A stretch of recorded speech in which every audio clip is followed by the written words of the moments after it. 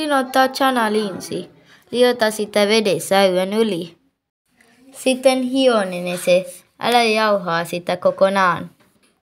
Hionene sipulit ja chili. Laita kaikki yhteen. Lisää karin lehtiä, sopiva määrä suolaa ja pieniä paloja Malediivien kalaa. Sekoita hyvin, juuri näin.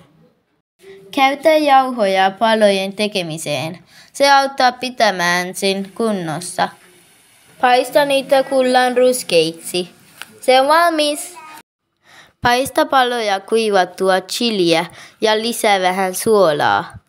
Tarjoa vade suolatun chilin ja renkaiksi leikatun sipulin kanssa.